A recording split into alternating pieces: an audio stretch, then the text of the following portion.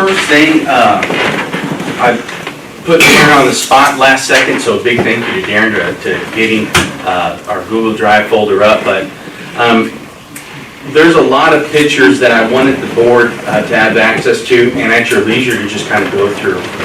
The most important that I wanted to talk about tonight is around the junior high building. The parking lot was never graded properly, and so we have a lot of safety issues in terms of we've had some staff this Christmas break, this Christmas season, or excuse me, this winter season. Staff, students, and parents, the ice over on the back steps, they fall down the steps.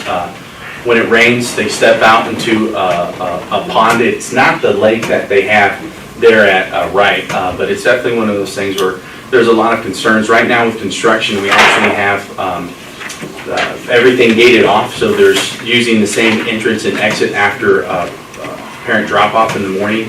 There's a lot of safety concerns that we have just with that in terms of the quality that we have that parking lot.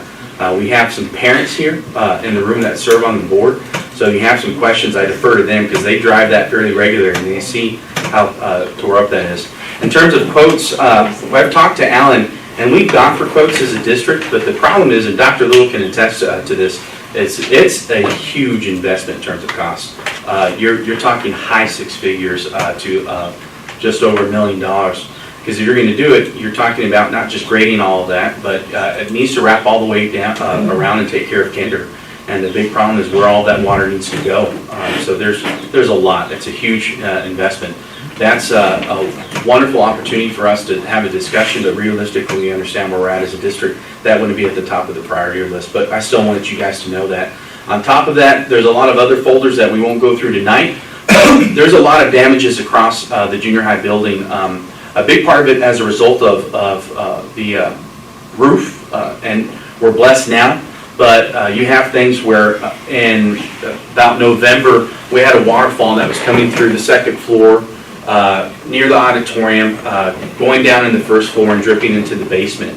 All of that tile is completely trashed. It's lifted up. We also have stains that are all on the wall from that brown water. It does not look good. And then you also have wear and tear on the second floor, where the second floor itself gives in certain spots. So when you step somewhere, all of a sudden that entire floor just kind of pushes down, and as a result, the tile is separated, it is tore up. You also have that on the first floor. That entire Google Drive folder that's been shared with the board, it has names of what part of the building and whether it's the first or second floor, and then there's about 50 to 60 pictures in each for the board members to just go through. A lot of the other stuff that we have there is just superficial things that Alan's crew can take care of over the summer, touch up for painting and moving some furniture and whatnot, but basically the flooring's been kind of trashed at this point in terms of the junior high, and I understand it's only been a couple of years, and part of it is I just don't have the answers about why part of a classroom on the second floor is flexible and gives when students walk across it, but it does have some repercussions in terms of the flooring itself. What I gave out to you guys right now, I'm going to pick a little bit on Dr. Little. As a former English teacher and a doctoral student, my nighttime reads are definitely not what y'all read. So I was going over a dissertation last night that had some two-way ANOVA focus on it about secondary science classrooms and incorporating technology to go ahead and have higher academic outcomes. And that was potentially our superintendent's dissertation when he was going through his doctoral process. And this is, I bring that up because one, I'm a tech guy. I very much love technology. And two, I feel that technology is not just a gimmick, but it actually has powerful learning implications for students. So one of the things that I wanted to talk about tonight, it's a $10,000 expense. It's the Google VR system. It's something that goes above and beyond what we have in our budget. And I wanted to share the reason why I think it's powerful for us to start thinking about ways to give our students more learning experiences. In terms of the socioeconomic status of our students and demographics that we serve, we have a relatively poor community. So imagine being a 7th grade social studies kid. You're sitting there in Texas history. Not a very interesting topic. Most of the students are going to sit there and they just kind of tune out. But you can go ahead and slap on a VR set, and all of a sudden you're talking about the Alamo while touring the actual facility, and you're looking at real life images. You have a lot of capability for major universities such as UT in Austin, Baylor University, Texas Tech, Texas A&M, where they go around with high definition cameras and they do virtual tours.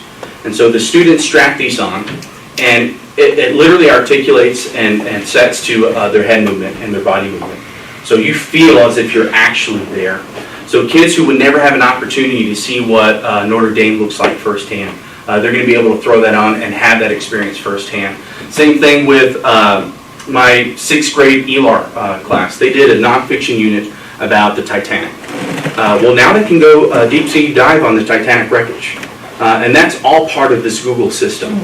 They can also be a red blood cell going through the circulatory system in science. You want to talk about visiting the moons in Jupiter? You slap that puppy on and you're actually there, and you're part of that process. Or on the Mars rover landing, you actually get to have the entire experience of being able to do a 360 look at the grounds of Mars. I look at that and say there are so many things just in Panhandle, Texas that our kids are not exposed to because they don't have the resources. If it wasn't for programs like our athletic program, our fine arts program, our band, our theater arts kids, they wouldn't get out of this town or this immediate area. But beyond just Panhandle, Texas, if you want to get them across the nation or across the globe or across the universe, you invest in a system like this that gives kids an opportunity to do just that. At 30 units, we're able to use that as 2 classroom sets, 15 apiece, because you have an operator and then you have a guider. So you have one student that's actually immersed in whatever activity that you're doing, and then you have another student that has a tablet right next to them that's watching them and helping to monitor what they're doing. I had an opportunity to do this with the GT class. Mrs. Skaggs has a system kind of like this, but it's a few years old. I'm not going to lie, I had a girlish scream. We were snorkeling in Australia on the reef. And there's this scuba diver that's talking about the different type of coral and aquatic life, and then he says, "Oh, what an awesome opportunity. Slowly look over your right shoulder." And mind you, I'm walking around the classroom, the kids are doing the exact same thing. We're bumping into each other a little bit. And as I look over my right shoulder, there's a great white that just, right? But this is all real imagery.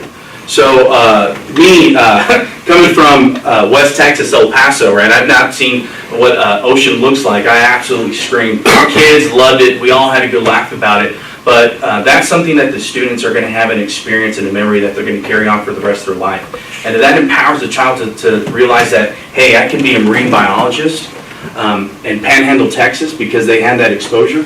They were giving kids limitless opportunities by exposing them to this type of software.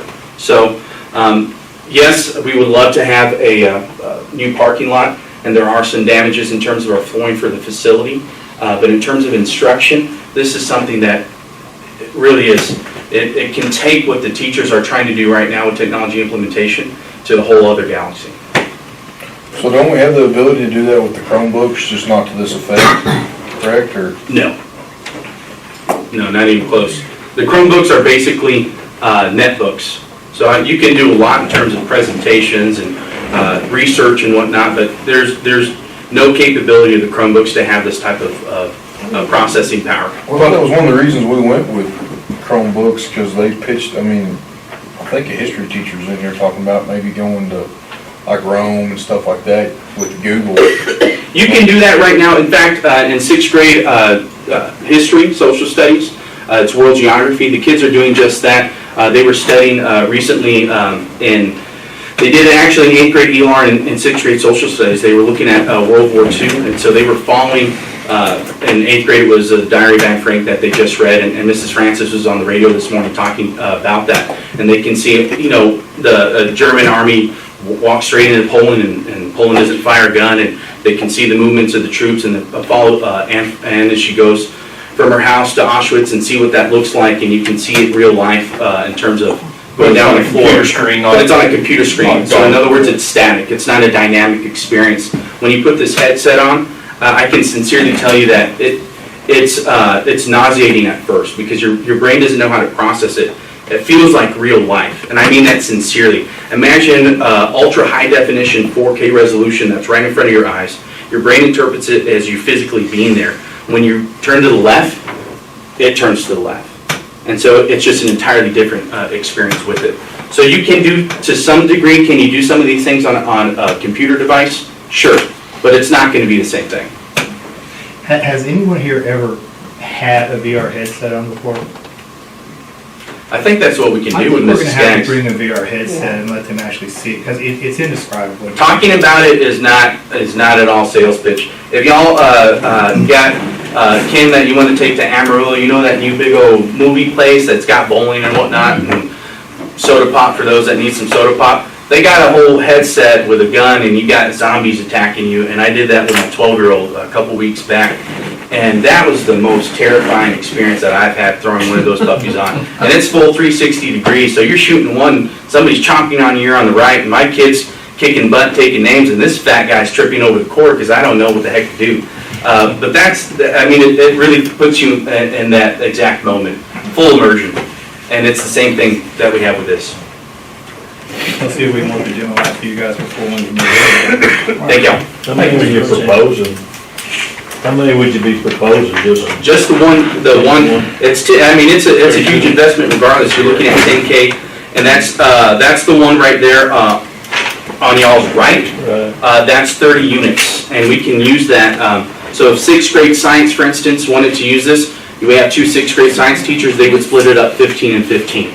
Again, because you'll have one primary user and then you have a secondary student that's following them on the tablet, and there's things that they can do to help interact and guide the primary user.